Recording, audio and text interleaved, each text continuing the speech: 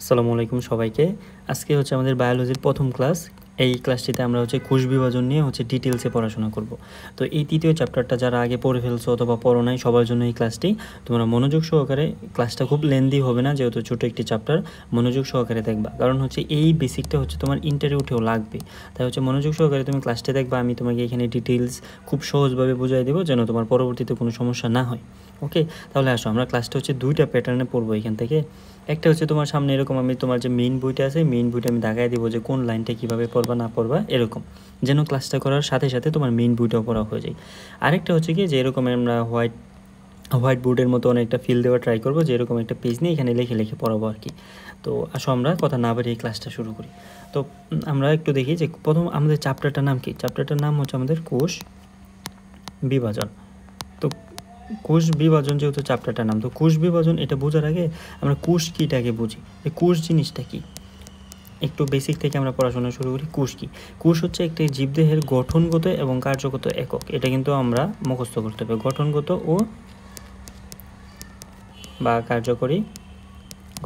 ও কার্যকরী একক। তো একটা জীবদেহের গঠনগত এবং কার্যকরী এককে আমরা বলতেছি কোষ। তো এই কোষের বিভাজন মানে কি? বিভাজন মানে আমরা কি জানি? বিভাজন মানে ভাঙন। তো এই জীবদেহের গঠনগত এবং কার্যকরী যে এককটা আছে, এটা যে ভাঙন, তাকেই বলি কি আমরা কোষ বিভাজন। এখন যেরকম তোমাকে আমি এখানে একটা ফিগার লিখেছি, বুঝতে পারবা যে এইটা কি আমার একটা কোষ। ওকে, সিম্পলি বোঝার ট্রাই করো। এটা একটা কোষ, কোষের ভিতরে এই আমার একটা নিউক্লিয়াস। তো বিভাজন মানে কি? যে তোমার এই একটা কোষ ভেঙে একটা কোষ থেকে কয়টা কোষ তৈরি হবে? দুইটা কোষ তৈরি হবে। ভিতরে থাকবে নিউক্লিয়াস, দুইটা কোষ তৈরি হবে। পরবর্তীতে এইটা ভেঙে আবার কয়টা তৈরি হবে? আবার দুইটা কোষ তৈরি হবে। তার মানে কি একটা কোষ ভেঙে যে এই যে আরও কোষ তৈরি হয়, এই ঘটনাটার নাম কি? কোষ বিভাজন। তুমি যে এইখানে এই পিকচারটাতে আরেকটু দেখতে পাইতেছো, যে এই পিকচারটা একটু তাকাও, যে দেখো কোষ কিন্তু ছিল, এটা একটা কোষ ছিল। তো একটা কোষ থাকার পর তারপর দেখো যে এইখানে এই অংশটা এবং এই অংশটা আমরা দেখতে পাইতেছি কি দুইটা কোষ মাঝখান থেকে আলাদা হয়ে যাচ্ছে অবস্থা। তার মানে কি? তার মানে এইখানে আমাদের কোষের বিভাজন সম্পন্ন হচ্ছে। বুঝতে পারছো? তো এই যে এই ঘটনাটা যে একটা কোষ থেকে ভেঙে আরও পরবর্তী যে একাধিক 2 বা 4টা যে অতিরিক্ত কোষ তৈরি হয়, এই ঘটনাটার নাম কি আমাদের কোষ বিভাজন। ওকে, যে কোষ বিভাজন মূলত কত প্রকার? কোষ বিভাজন মূলত 3 প্রকার। একটা তোমার অ্যামাইটোসিস, এখানে আমি প্রকারভেদটা তোমাদেরকে দিই। একটা তোমাদের অ্যামাইটোসিস, ওকে। আরেকটা তোমাদের মাইটোসিস, কোষ বিভাজন আর কি। আরেকটা তোমাদের মিওসিস, কোষ বিভাজন। মিওসিসকে অনেক সময় তোমার মায়োসিসও বলা হয়ে থাকে, তো ওইটা নিয়ে সমস্যা নেই। ইংলিশ বানানটা তোমার এমআইও, তো এমআইও দিয়ে শুরু, তো একে কেউ মায়ো বলে, আবার কেউ মিউ বলতে পারে, সমস্যা নেই। তো এই অ্যামাইটোসিস যে কোষ বিভাজন, এইটা কি? এই অ্যামাইটোসিস কোষ বিভাজনটা যে তোমার এই ধরো একটা কোষ থাকবে, কোষের ভিতরে তো নিউক্লিয়াস থাকে জানো।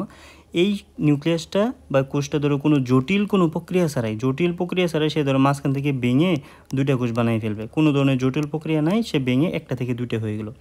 এই যে সহজ প্রক্রিয়া, এটাকে বলা হয় অ্যামাইটোসিস কোষ বিভাজন। এবং এটা মনে রাখবে, এটা কোনো উন্নত বৈশিষ্ট্যতে হবে না। এটা তোমার নীলাভ সবুজ শৈবাল, মানে অনুন্নত যারা আছে ব্যাকটেরিয়া, এই হাবিজাবি, এদের মধ্যে হবে। ওকে, আর মজার কথা যে তোমাদের এইটা তোমাদের লেভেলে দেওয়া নাই। ওকে, জাস্ট তোমাকে একটু আমি বেসিকটা দেওয়ার জন্য বললাম, তোমাদের বইয়ে ধরো এটা পড়তে হবে না, এটা নাই। ওকে, তারপর মাইটোসিস। মাইটোসিস কোষ বিভাজনটা কি? এইখানে ধরো একটা কোষ ভেঙে নতুন দুইটা কোষ তৈরি করে। একটা কোষ ভেঙে কয়টা কোষ তৈরি করে? দুইটা কোষ। এখন এই যে এইখানেও কিন্তু তোমার এই অ্যামাইটোসিসেও দুইটা হচ্ছিলো, এইখানেও দুইটা হচ্ছিলো। তবে এর মধ্যে তোমার পার্থক্যটা যে এইখানের এই প্রক্রিয়াটা কি জটিল। এই প্রক্রিয়াটা জটিল, খুব সহজে তুমি চোখের সামনে দেখে এরকম বুঝতে পারবে না এইটা কি একটা জটিল প্রক্রিয়ার মাধ্যমে ভাঙতেছে। এটা কি আমার মাইটোসিস কোষ বিভাজন। ওকে, তারপর মিওসিস। মিওসিসে কি হয়? যে তোমার একটা কোষ থাকে, একটা কোষ ভেঙে 4টা কোষ তৈরি হয়। একটা কোষ ভেঙে কয়টা তৈরি হইতেছে? 4টা কোষ তৈরি হইতেছে। তাহলে এই কোষ বিভাজন সম্পর্কে আমরা একটু বেসিক তার সিনারিওটা বুঝতে পারলাম, যে অ্যামাইটোসিসে একটা থেকে দুইটাই হয়, কিন্তু মিওসিসে একটা থেকে কয়টা কোষ তৈরি হইতেছে? 4টা কোষ তৈরি হইতেছে। ওকে, এই আমাদের বেসিক কাহিনী এখানে। তবে তোমাদের আরেকটু বলে রাখি যে তোমার এই মাইটোসিসের ক্ষেত্রে তোমার ফিচারটা কি? যে দেখো, একটা কোষ সম্পর্কে আমরা কি জানি, যে ধরো এই যদি একটা কোষ হয়, কোষের ভিতরে কি ক্রোমোজোম থাকে না? ক্রোমোজোম কিন্তু থাকে। ধরো নিউক্লিয়াসের ভিতরে ক্রোমোজোম থাকে। তো মানব কোষের ক্ষেত্রে ক্রোমোজোম থাকে 46টি ক্রোমোজোম থাকে। এই 46কে তুমি যদি 2 ভাগ করো, কত হয়? 23 + 23 না? 23 + 23 কিন্তু তুমি যদি 46কে এখানে 2 ভাগ করতে যাও, তো এই 23 মায়ের, এই 23 বাবার। অর্থাৎ একটা জীব কোষে ধরো আমি তুমি আমাদের দেহে যে এত এত কোষ আছে, প্রত্যেকটা কোষের মধ্যে 46টা করে ক্রোমোজোম আছে, অর্ধেক বাবার ক্রোমোজোম অর্ধেক মায়ের ক্রোমোজোম। এই 23 ক্রোমোজোমটাকে আমরা এন দিয়ে রিপ্রেজেন্ট করি, একে হচ্ছে আমরা এন দিয়ে রিপ্রেজেন্ট করি। ওকে, তাহলে এন প্লাস এন মিলে এখানে কত হইতেছে, তাহলে 2n। বুঝতে পারছো? তাহলে যে কোষের মধ্যে ধরো 2n সংখ্যক ক্রোমোজোম আছে, তাহলে আমরা কি বুঝতে পারি যে 2n সংখ্যক থাকা মানে কি? 2n সংখ্যক থাকা মানে হচ্ছে ওইখানে মায়ের ক্রোমোজোমও আছে, বাবার ক্রোমোজোমও আছে, এবং এই 2nটাকে আমরা কি বলি? 2nটাকে আমরা বলি ডিপ্লয়েড ক্রোমোজোম বলি। বুঝতে পারছো? একে আমরা কি, এই দশাটার নাম ডিপ্লয়েড। মনে রাখবা এখানে ড দিয়ে শুরু হচ্ছে, এখানে 2 আছে, তার মানে 2n মানে ডিপ্লয়েড। আর যদি n থাকে, nকে আমরা কি বলবো? nকে বলবো হচ্ছে আমরা হ্যাপ্লয়েড বলবো। বুঝতে পারছো? nকে বলবো হ্যাপ্লয়েড। ওকে, ক্লিয়ার? তাহলে আসো যে কথাটা আমি তোমাদের এখানে বলতে চাচ্ছিলাম, যে এখানে এটা বলার উদ্দেশ্যে কি, এই মাইটোসিস কোষ বিভাজনে হচ্ছে তোমার নতুন কোষটা থাকে, আগের কোষটা থাকে 2n, যে দুইটা কোষ তৈরি হয় এরাও হচ্ছে 2n। বুঝতে পারছো? তাহলে ক্রোমোজোম সংখ্যার কিন্তু মাইটোসিসে কোনো চেঞ্জ হচ্ছে না, কিন্তু তোমার এখানে মিউসিসে হয়ে গ্যাঞ্জাম হয়ে যায়। এখানে মিউসিসে ধরো নতুন আগের কোষটা ছিল 2n, কিন্তু নতুন যে বাচ্চা বাচ্চা কোষগুলো তৈরি হয়েছে সবগুলো কি? সবগুলো হচ্ছে n। বুঝতে পারছো? তাহলে এই জিনিসটা হচ্ছে আমরা মনে রাখবো আলাদাভাবে, যে মাইটোসিসে হচ্ছে একটা থেকে দুইটা হয়। মাইটোসিসে কি হয়, যে হচ্ছে আমাদের এখানে একটা থেকে দুইটা হচ্ছে, এবং প্রত্যেকটার মধ্যে ক্রোমোজোম সংখ্যা কি? সমান থাকতেছে। আর মিউসিসে একটা থেকে 4টা হয়, ক্রোমোজোম সংখ্যা কমে যায়। তবে আমাদের আবার আশার বাণী কি? আশার বাণী হচ্ছে তোমার মিউসিসও তোমার খুব ডিটেলসে পড়তে হবে না, এমাইটোসিসও পড়তে হবে না। তোমার লেভেলে এসএসসিতে থাকাকালীন তুমি শুধু এই মাইটোসিস এই জিনিসটাকেই পড়বা। তো এটা নিয়ে হচ্ছে আমরা পরবর্তী আলোচনা করব। ওকে, আসো যে তাহলে কি আমাদের মাইটোসিস কোষ বিভাজন, মাইটোসিস কোষ বিভাজন। তো এই মাইটোসিস যে কোষ বিভাজন, এটা তো বেসিক তো আমরা জেনে আসছি, একটা থেকে দুইটা হবে, ক্রোমোজোম সংখ্যা হচ্ছে সমান সমান থাকবে। তবে তার যে একটা কোষ, ধরো এই যে একটা কোষ, এই কোষটা বিভাজন হওয়ার ক্ষেত্রে তার ধরো এটা কোষের ভিতর নিউক্লিয়াস, সম্পূর্ণটা হচ্ছে একটা কোষ। তো এই কোষটা যে বিভাজন হবে, বিভাজন হওয়ার জন্য তার সমগ্র প্রক্রিয়াকে তুমি দুইটা ভাগে ভাগ করতে পারবা। প্রথম স্টেপটা হচ্ছে, তার দুইটা স্টেপ নিবে। 1 নম্বর স্টেপ হচ্ছে সে প্রস্তুতি নিবে। ধরো 1 নম্বর স্টেপে সে কি? প্রিপারেশন, বা হচ্ছে সে প্রস্তুতি নিবে। পরের স্টেপে সে কী করবে, যে স্টেপ নাম্বার 2তে সে ডিরেক্টলি বিভাজন হয়ে যাবে। স্টেপ নাম্বার 2তে সে বিভাজন হয়ে যাবে। তো একটাতে প্রস্তুতি নিল, একটাতে বিভাজন সম্পন্ন করলো। তো যেই ধাপে সে প্রস্তুতি নিবে, এর নাম হচ্ছে, এর আরেকটা নাম আছে, এর নাম হচ্ছে ইন্টারফেস। ইন্টারফেস, ফেস মানে হচ্ছে তোমার ধরো একটা পর্যায়ে ফেজ বলি না আমরা, PHASE, ইন্টারফেস, এরকম আর কি। আর বিভাজন তো বুঝতেছি যে যেখানে বিভাজন হবে। কারণ কি, একটা কোষ যে ধরো বিভাজন হবে, সে যে ভাঙতেছে, ধরো তুমি একটা বাড়ি ভেঙেও যদি নতুন বাড়ি তৈরি করতে চাও, তোমার কি একটা প্রস্তুতি লাগে না? অবশ্যই লাগে। তো একটা কোষ যেহেতু ভেঙে দুইটা কোষ তৈরি হবে, তার একটা প্রিপারেশনের দরকার আছে না? যেই স্টেপে সে প্রিপারেশনটা নেবে, একে বলবো আমরা ইন্টারফেস। আর পরবর্তীতে সে কী করবে? বিভাজন সম্পন্ন করবে। বুঝতে পারছো? আর আরেকটা জিনিস হচ্ছে আমরা এখানে জানতে পারি যে হচ্ছে ইন্টারফেসে কিন্তু সে হচ্ছে বেশিরভাগ সময় ব্যয় করে। বেশিরভাগ প্রায় হচ্ছে 90 থেকে 95% টাইম তোমার ইন্টারফেসে যায়, বাকি হচ্ছে 5 থেকে 10% সময় সে কি তোমার, আচ্ছা এটা তোমরা না জানলেও চলবে, যে ইন্টারফেস আর হচ্ছে তোমার বিভাজন দুইটা ভাগে সম্পন্ন হয়। ওকে, আচ্ছা ইন্টারফেস থেকে কেটে দিব।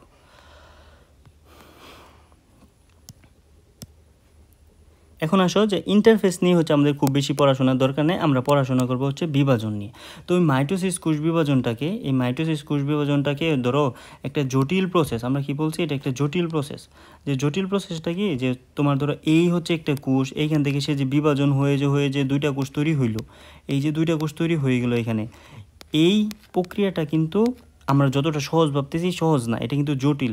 তো এটা কিন্তু একটা না একটা প্রক্রিয়া, একটা প্রক্রিয়ার মাধ্যমে ভেঙে যাচ্ছে। তো এই জটিল প্রক্রিয়াটাকে আমরা আমাদের হিসাবের সুবিধার্থে বোঝার জন্য কয়টা ভাগে ভাগ করব? আমরা 5টা ভাগে ভাগ করব। আমি ভাগ করতেছি না, এটা তো তোমাদের বই আছে, ঠিক আছে? 5টা ভাগে ভাগ করব, ঠিক আছে? তো এখানে যদি আমরা 5টা ভাগে ভাগ করি, তাহলে কিন্তু আমাদের এটা সহজে বুঝতে পারি। তো মাইটোসিসকে আসো যে আমরা 5টা ভাগে যদি ভাগ করি, তাহলে আমরা এখানে কী কী পাবো? 1 নম্বরে পাবো হচ্ছে আমরা প্রোফেস। 1 নম্বরে কী পাবো আমরা? প্রোফেস। তার পরবর্তীতে পাবো হচ্ছে আমরা মেটাফেস।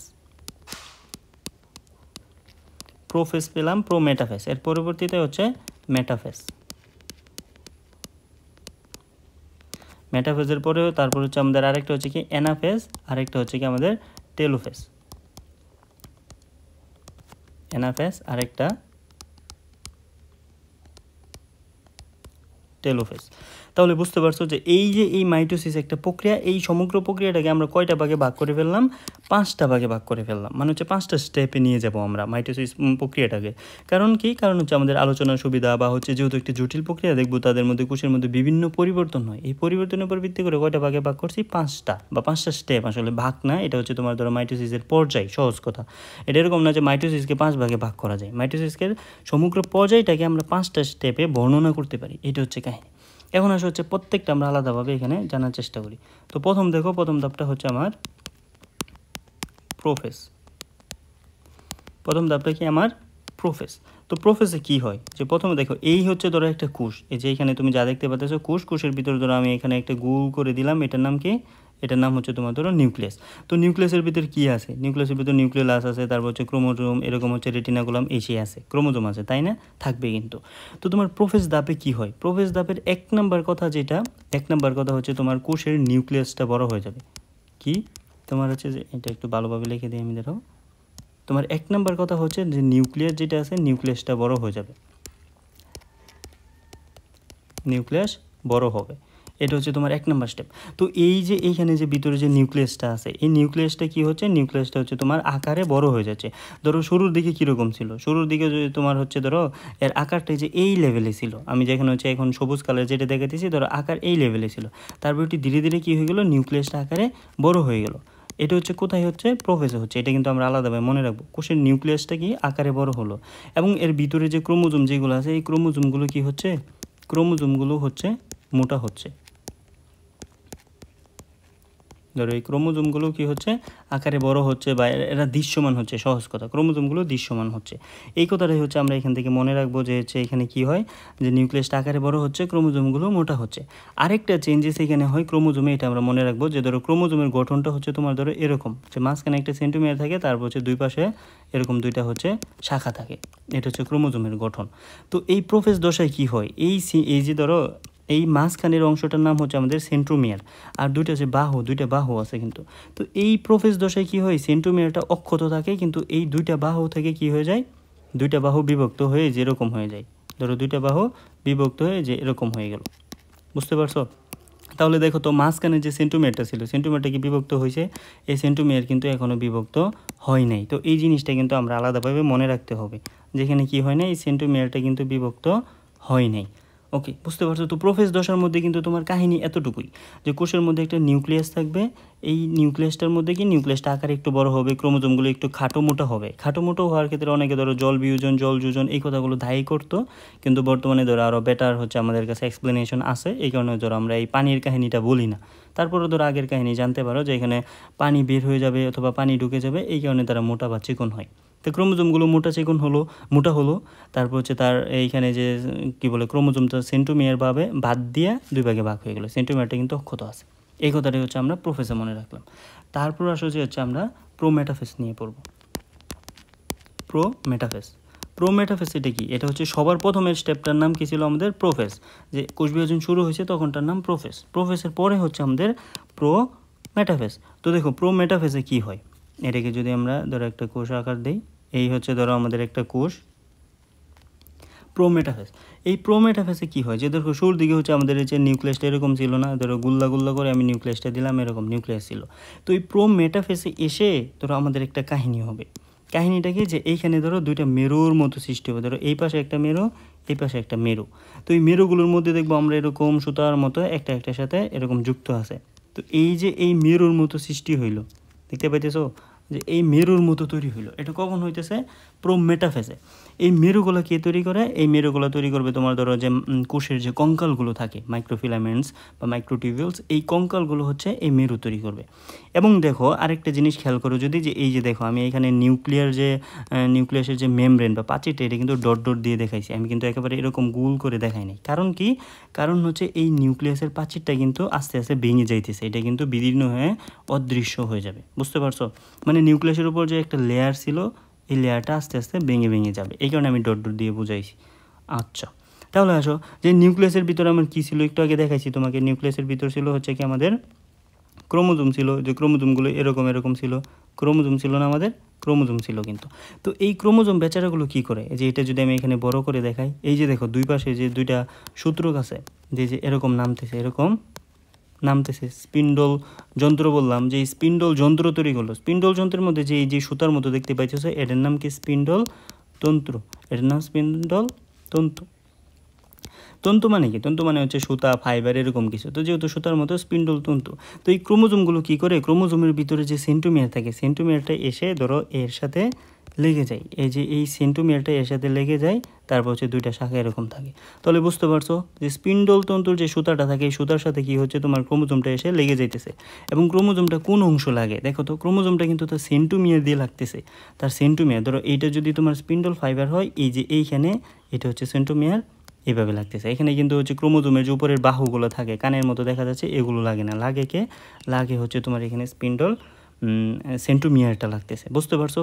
এখন যেহেতু এখানে তোমার সেন্টোমিয়ারটা লেগে যাইতেছে, এই কারণে ধরো এখানে সেন্টোমিয়ারটা এরকম লেগে গেল, এই কারণে এই তন্তুগুলোর আরেকটা নাম আছে, নাম কি, আকর্ষণ তন্তু। বুঝতে পারছো? আকর্ষণ তন্তু। আকর্ষণ কেন, কারণ সে হচ্ছে এই ক্রোমোজোম সেন্টোমিয়ারগুলোকে নিজের দিকে আকর্ষণ করতেছে, এই কারণে তার নাম কি, আকর্ষণ তন্তু। ক্লিয়ার? আর এইখানে এদের যে মাঝখানের যে অঞ্চলটা, এই মাঝখানের অঞ্চলটাকে আমরা কি বলি, ইকুয়েটর বলি। ওকে, এই যে মাঝখানের এই যে একটা অঞ্চল, ইকুয়েটর। কারণ এই হচ্ছে দুইটা মেরু, এই হচ্ছে দুইটা মেরু, দুই মেরুর মাঝখানে একটা রিজন আছে না, এই রিজনকে আমরা কি বলি, ইকুয়েটর বলি। বুঝতে পারছো? এই হচ্ছে তোমার ধরো প্রোফেজ, তারপর হচ্ছে প্রোমেটাফেজে হয়। আর এই কাহিনীটা কিন্তু এই যে স্পিন্ডল যন্ত্র যে তৈরি হয়েছে, এটা কিন্তু তোমার হয় শুধু উদ্ভিদ কোষে। তুমি যদি প্রাণী কোষের দিকে তাকাও, তাহলে এখানে তুমি স্পিন্ডল যন্ত্র পাবা না। এখানে তুমি যে এরকম ধরো, এরকম হচ্ছে সেন্ট্রিওল থাকে, এখানে এস্টার রশ্মি, এস্টার রে তৈরি হয়। কাছাকাছি কাহিনী, যে কিছু না কিছু তৈরি হবে, তবে এখানে স্পিন্ডল যন্ত্র তৈরি না হয়ে কি তৈরি হবে, এস্টার রে তৈরি হবে। বুঝতে পারছো? ওকে, এই হচ্ছে কি আমাদের প্রোমেটাফেজ। তো প্রোমেটাফেজে একটা জিনিস খেয়াল রাখো, যে এখানে কিন্তু তোমার যে ক্রোমোজোমগুলো যুক্ত হয়েছে, এগুলো কিন্তু এলোপাথারে যুক্ত হয়েছে। কোনোটা মাঝামাঝি আছে, কোনোটা এক প্রান্তে আছে, কোনোটা এই কর্নারে আছে, কোনোটা এই কর্নারে আছে, মানে এলোপাথারে যেখানে খুশি সেখানে ক্রোমোজোমগুলো যুক্ত হইতেছে। এবং এই আর কি প্রোমেটাফেজ। এবং যে তোমার নিউক্লিয়ার এনভেলপ যেগুলো আছে, এগুলো কি ধীরে ধীরে একেবারে সম্পূর্ণ তোমার এখানে বিলুপ্তি করতে থাকে। আচ্ছা, তারপর আসো প্রোমেটাফেজের পরের স্টেপটার নাম হচ্ছে আমাদের মেটাফেজ। মেটা মানে হচ্ছে তোমার ধরো মাঝামাঝি, ফেস মানে হচ্ছে একটা মধ্যবর্তী যে ফেস, এটা মেটাফেজ। তো ধরো এই মেটাফেজে এই যে ধরো একটা কোষ, এটা ধরো চার কোণা হয় না কেন, এই হচ্ছে ধরো আমাদের একটা কোষ। তো প্রোমেটাফেজে কী ছিল, প্রোমেটাফেজে ছিল যে তোমার স্পিন্ডল ফাইবার যেগুলো আছে, স্পিন্ডল ফাইবারের গায়ে ক্রোমোজোমগুলো ছড়ানো ছিটানোভাবে লাগানো ছিল। আচ্ছা, আমাকে বলো তো, সবগুলো ক্রোমোজোম কি হচ্ছে এক প্রান্তে লাগানো ছিল নাকি মাঝামাঝি লাগানো ছিল? আমাদের উত্তর হচ্ছে যে আমাদের, দেখো এই যে দেখো এখানে প্রোমেটাফেজে দেখো ক্রোমোজোমগুলো কিন্তু এলোপাথারি, কোনোটা উপরে, কোনোটা নিচে, কোনোটা উপরে, কোনোটা উপরে, এরকম লাগানো ছিল। কিন্তু মেটাফেজের শর্ত হচ্ছে এই যে তার যে মাঝামাঝি যে রিজিয়ন, এই সবগুলো ক্রোমোজোম কোথায় চলে আসবে, সবগুলো ক্রোমোজোম এই মাঝামাঝি চলে আসবে, সবগুলো ক্রোমোজোম মাঝামাঝি চলে আসবে। কোনো ক্রোমোজোমকে তুমি যে এই রিজনে কোনো ক্রোমোজোম পাবা না, এই রিজনেও কোনো ক্রোমোজোম পাবা না, সবগুলো ক্রোমোজোম যে মাঝামাঝি চলে আসতেছে, এই ঘটনাটা কোথায় ঘটে, এই ঘটনাটা ঘটবে হচ্ছে তোমার গিয়ে মেটাফেজে করবে। ওকে, এবং এই স্টেপে ক্রোমোজোমগুলো সবচেয়ে বেশি খাটো এবং মোটা দেখাবে। বুঝতে পারছো? সবচেয়ে খাটো এবং মোটা দেখাবে কোথায়, সবচেয়ে খাটো মোটা কোথায় দেখায়, মেটাফেজে। এটা কিন্তু তোমার একটা কোশ্চেন। তাহলে বুঝতে পারছো মেটাফেজের কাহিনী, যে ক্রোমোজোমগুলো মাঝামাঝি লাগানো, উপরে নিচে লাগানো ছিল, সে সবগুলো কোথায় চলে আসছে, মাঝামাঝি রিজিয়নে চলে আসলো। ওকে, এখানে চলে আসলো। এখানে আরেকটা জিনিস মনে রাখবা, আমরা একটু পড়ছিলাম, মনে আছে কিনা, যে প্রোফেজে এই হচ্ছে তোমার সেন্টোমিয়ার, তারপর হচ্ছে তোমার ক্রোমোজোমগুলো কি এরকম দুই ভাগে ভাগ হয়ে যায় না, এরকম পড়ছিলাম না, যে প্রোফেজে ক্রোমোজোমগুলো দুই ভাগে ভাগ হয়ে গেছিলো। কিন্তু মাঝখানে যে বল বা সেন্টোমিয়ার, এটা কি বিভক্ত হয়েছিল আগে কোথাও? মনে করে দেখো তো, প্রোফেজে কিন্তু হয় নাই, আমরা বলছি সেন্টোমিয়ার বাদ দিয়ে বিভক্ত হয়েছে। তো এই মেটাফেজে এসে কী করবে, এই সেন্টোমিয়ারটাও ভাগ হয়ে যাবে শেষের দিকে। সেন্টোমিয়ার যদি ভাগ হয়, তাহলে তোমাদের একটা ক্রোমোজোম থেকে যে এরকম দুইটা বল হয়ে যাচ্ছে না, এরকম হয়ে যাবে না, এরকম কিন্তু গঠন হয়ে যাবে। কারণ কি, একটা ভেঙে হচ্ছে মাঝখান থেকে যদি আলাদা করে দাও, তাহলে দুইটা হয়ে যাচ্ছে কিন্তু তোমার। তো এই তো কাহিনী, যে মাঝখান থেকে তুমি আলাদা করে দিলা, দুইটা হয়ে গেল। এই ঘটনাটা কোথায় ঘটে, এই ঘটনাটা ঘটতেছে হচ্ছে তোমার একেবারে মেটাফেজের শেষের দিকে। ওকে, তাহলে আসো মেটাফেজ আমাদের কমপ্লিট। এরপরে হচ্ছে আমাদের কি অ্যানাফেজ। তো অ্যানা কথার অর্থ হচ্ছে তোমার ধরো গতি পর্যায়। অ্যানা মানে হচ্ছে তোমার গতি, ফেজ মানে তো হচ্ছে পর্যায়, তো অ্যানাফেজ মানে হচ্ছে গতি পর্যায়। তো অ্যানাফেজে হচ্ছে তোমার কাহিনীটা কী করবে, এটা আরও ইন্টারেস্টিং। দেখো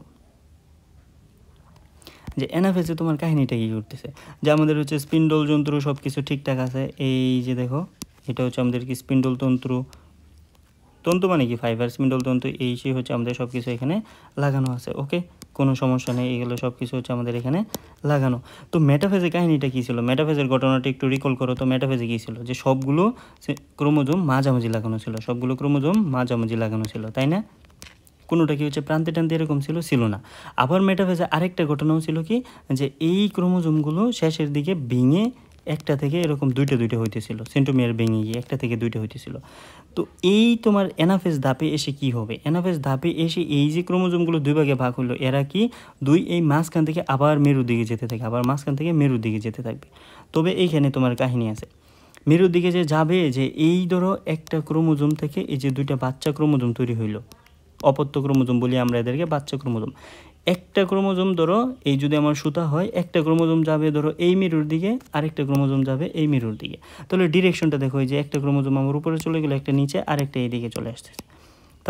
তাহলে ঘটনাটা কি হচ্ছে, ঘটনাটা হচ্ছে যে তোমার একটা ক্রোমোজোম মাঝামাঝি অঞ্চলে ভেঙে দুইটা হয়ে গেল, দুইটা হওয়ার পর একটা ক্রোমোজোম আমার এই মেরুর দিকে চলে আসতেছে, আরেকটা ক্রোমোজোম এই মেরুর দিকে চলে আসতেছে। তো এই ক্রোমোজোমগুলো যখন হচ্ছে তাদের মেরুমুখী এই চলনটা, এই চলনের কারণে একে আমরা কি বলতেছি, অ্যানাফেজ। এই মেরুমুখী চলনের কারণে এদের মধ্যে আমরা কিছু জিনিস দেখতে পাই, যে ধরো এই হচ্ছে আমাদের একটা তন্তু। তো ক্রোমোজোমগুলো কীভাবে যাইতেছে, এই সেন্টোমিয়ার, এই একটা বাহু, এই একটা বাহু, এই একটা বাহু, একটা বাহু, এরকম যাচ্ছে। তো তুমি তাকাই দেখো তো এই ক্রোমোজোমের গঠনটা কিসের মতো লাগতেছে, ইংরেজি ভি লেটারের মতো লাগতেছে না? আবার এটাকে দেখে তোমার মনে হচ্ছে যে ইংরেজি একটা এল লেটারের মতো মনে হচ্ছে, এরকম মনে হইতেছে না? এরকম মনে হয় কিন্তু। তো সবগুলো তন্তু যখন এভাবে যায়, কোনোটা দেখা যাবে শুধু এরকম আছে, যে মাঝখানে ধরো আমি অন্য কালার দিয়ে দেখাই, যে মাঝখানে সেন্টোমিয়ার, দুই পাশে দুইটা বাহু, দেখে আর কি অনেকটা আয়ের মতো মনে হচ্ছে, আবার কোনোটাকে তোমার এরকম জেয়ের মতো মনে হবে। তো এক একটা ক্রোমোজোম যখন এই মাঝখান থেকে যখন তার মেরুর দিকে চলে যাচ্ছে, একটা ক্রোমোজোমের বাচ্চাগুলা, ভবদ্ধ ক্রোমোজোমগুলো, তখন তাদের মধ্যে এই গঠনটা হচ্ছে বিভিন্ন রকম দেখা যায়। কোনোটা দেখা যাবে বি, কোনোটা এল, কোনোটা দেখা যাবে আই, কোনোটা দেখা যাবে তোমার জেটের মতো। তো বি যেটা, এইটার নাম আমরা তখন বলবো মেটাসেন্ট্রিক ক্রোমোজোম। এটা কিন্তু আমাদের এমসিকিউর জন্য লাগবে। বি এর নাম কি, মেটাসেন্ট্রিক ক্রোমোজোম। তারপর হচ্ছে এল এরটার নাম হচ্ছে তোমার সাবমেটাসেন্ট্রিক, আয়েরটা যেটা আয়ের মতো থাকবে এটা মনে রাখবে, আই মানে কি লেজের মতো লাগতেছে, এটার নাম টেলোসেন্ট্রিক, এটার নাম কি টেলোসেন্ট্রিক ক্রোমোজোম। তারপর হচ্ছে জেড যেটা, এটা হচ্ছে এক্রো, এটার নাম কি এক্রোসেন্ট্রিক ক্রোমোজোম। বুঝতে পারছো? তো এই গঠনগুলো কিন্তু আমাদের মনে রাখতে হবে। এটার নাম কি এক্রোসেন্ট্রিক ক্রোমোজোম। তাহলে একটু ব্যাপারটা বোঝা ট্রাই করো তো, এখানে কি হচ্ছে, ক্রোমোজোমগুলো কিন্তু দুই পাশে চলে গেল। তাহলে আমার সবগুলো ক্রোমোজোম অর্ধেক এই পাশে গেছো, এই পাশে গেছো, সবগুলো কিন্তু দুই পাশে চলে গেছে। তখন কি আমার মাঝখানে কোনো ক্রোমোজোম আছে? মাঝখানে কিন্তু তখন আর আমার কোনো ক্রোমোজোম নাই, অর্ধেক চলে গেছে উপরে, অর্ধেক চলে গেছে নিচে। এই কিন্তু আমাদের এখানে কাহিনী শুরু হয়ে গেল। একটা কোষ থেকে কিন্তু আমি দুইটা ভাগে অলরেডি ভাগ করে ফেলতেছি। ব্যাপারটা বুঝতে পারছো? এই কিন্তু আমার অ্যানাফেজ শেষ। এরপরে তুমি আসো তোমার টেলোফেজে কী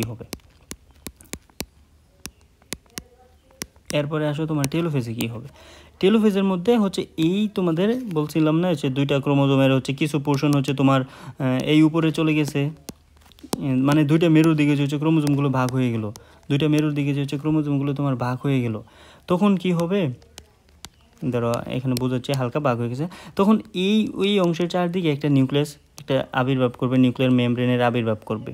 বুঝতে পারছো? মানে দুইটা অংশ যে তোমার আলাদা হয়ে একটা উপরে চলে গেলো, একটা নিচে চলে গেলো, তখন প্রত্যেকটা একটা আলাদা কোষ হওয়ার চেষ্টা করবে। এখন একটা কোষ হওয়ার জন্য কি তোমার ক্রোমোজোম কিসের ভিতর থাকে, নিউক্লিয়াসের ভিতর থাকে, নিউক্লিয়াসের ভিতর থাকবে ক্রোমোজোম। এখন হচ্ছে তোমার নিউক্লিয়াসের যে প্রাচীর, এই প্রাচীর তো তোমার অলরেডি বিলুপ্ত ছিল, আগে তো ছিল না। এখন এই টেলোফেজ ধাপে এসে আবার হচ্ছে তোমার এর চারদিকে একটা প্রাচীর আসবে, তাহলে দেখো তো অলরেডি একটা কোষের ভিতর আমার নিউক্লিয়াস কয়টা হয়েছে, দুইটা, একটা দেখো ওই যে উপরে, একটা নিচে। এখন আমার কাজ শুধু মাঝখান দিয়ে যদি এদেরকে আমি আলাদা করতে পারি, তাহলেই কিন্তু আমার কাজটা কমপ্লিট। এখন এই মাঝখান থেকে আলাদা করার জন্য কি করবে, তোমার এখানে এন্ডোপ্লাজমিক রেটিকুলাম থেকে বিভিন্ন পদার্থ এসে প্রথমে একটু একটু করে এখানে যুক্ত হবে, কোষ প্লেট তৈরি করবে। প্রথমে ধরো একটু নরম থাকবে, তারপর এর উপর ধরো আরও পদার্থ যুক্ত হতে একসময় একটা একেবারে শক্ত হয়ে যাবে, এটি কোষপ্রাচীর পরিণত হয়ে যাবে।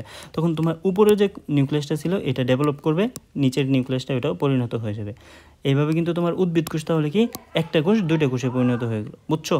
আর যদি তোমার প্রাণী কোষ থাকতো তাহলে এই জিনিসটা একটু ডিফারেন্স আছে, যে তোমার ধরো উপরে একটা নিউক্লিয়াস নিচে একটা নিউক্লিয়াস হওয়ার পর প্রাণী কোষের এই অংশটা এখান দিয়ে ভেঙে এখান দিয়ে ঢুকে যাবে। দুটো অংশ যখন ঢুকে যাবে তখন পরবর্তীতে তারা উপরে একটা কোষ নিচে একটা কোষ, দুইটা কোষ হচ্ছে কি আলাদা হয়ে যাবে। এই হচ্ছে তোমার কাহিনী, এইভাবে হচ্ছে কোষগুলো বিভাজন হয়। তাহলে যদি আমাদের সমগ্র কোষ বিভাজনটা আমরা সামারাইজ করি তাহলে দেখো এখানে 5টা স্টেপ আমি এক্ষেত্রে দেখানো ট্রাই করতেছি। প্রোফেসে কী ঘটে, প্রোফেসে হচ্ছে তোমার যে এখানে যে নিউক্লিয়াসটা থাকবে, নিউক্লিয়াসটা কী হবে আকারে এটি বড় হতে থাকবে। নিউক্লিয়াস আকারে বড় হইলো, ভিতরে ক্রোমাটিন জালিকা যেগুলো আছে এগুলো কি খাটো এবং মোটা হতে থাকলো, এবং ইম্পর্টেন্ট যেটা যে হচ্ছে তোমার সেন্টোমিয়ার বাদ দিয়ে এটা 2 ভাগে ভাগ হওয়া শুরু করলো এই প্রোফেসের দিকে। তার পরবর্তীতে প্রোমেটাফেসে কী করতেছে, যে আমাদের স্পিন্ডল যন্ত্র, মানে দুই পাশে দুইটা হচ্ছে এরকম স্পিন্ডল যন্ত্র মেরু সৃষ্টি হলে এর মধ্যে দিয়ে এরকম ধরো তন্তু, মানে সুতার মতো একটার সাথে আরেকটা এরকম লাগানো আছে, তন্তুর মতো মনে করো এরকম লাগানো আছে। এই সমগ্র জিনিসটাকে আমরা কী বলি, স্পিন্ডল যন্ত্র বা স্পিন্ডল অ্যাপারেটাস। যে তন্তুগুলো থাকবে তাকে আমরা কী বলবো, স্পিন্ডল ফাইবার বা স্পিন্ডল তন্তু, ঠিক আছে। স্পিন্ডল তন্তু, এই তন্তুর মধ্যে কী হয়, এই তন্তুর মধ্যে আমরা যে জিনিসটা দেখতে পাই যে এইখানে হচ্ছে আমাদের ক্রোমোজোমগুলো লাগানো থাকে। যে কীভাবে লাগানো থাকে, যে হচ্ছে তার ধরো যে এইভাবে সেন্টোমিয়ারটা একটা অংশ গিয়ে সেইভাবে লাগানো থাকে। এখন এই লাগানো থাকার ক্ষেত্রে তারা কিন্তু বিভিন্ন অংশে এটা থাকতে পারে, বিভিন্ন অংশ উপর নিচে এরকমভাবে থাকে, ওকে, উপর নিচে থাকে। এবং এই মেটাফেজ ধাপে কী হয়, যে মেটাফেজে এসে এই সবগুলো কোথায় চলে আসে, মেটাফেজে এসে সবগুলো চলে আসে হচ্ছে আমাদের মাঝামাঝি অঞ্চলে চলে আসে। মানে এটার মধ্যে আমাদের পার্থক্যটা দেখো কোথায়, যে প্রোমেটাফেজের মধ্যেও কিন্তু ক্রোমোজোমগুলো লাগানো ছিল, একটা উপরে একটা নিচে একটা মাঝামাঝি, কিন্তু মেটাফেজে এসে কি হইতেছে, সবগুলো কিন্তু তোমার বিন্যস্ত হয়ে যাইতেছে, সবগুলো ক্রোমোজোম বিন্যস্ত হয়ে কোথায় চলে আসতেছে, বিন্যস্ত হয়ে তোমার হচ্ছে এই মাঝামাঝি জায়গায় চলে আসতেছে, বুঝতে পারছো, এই মাঝামাঝি জায়গায় চলে আসলো।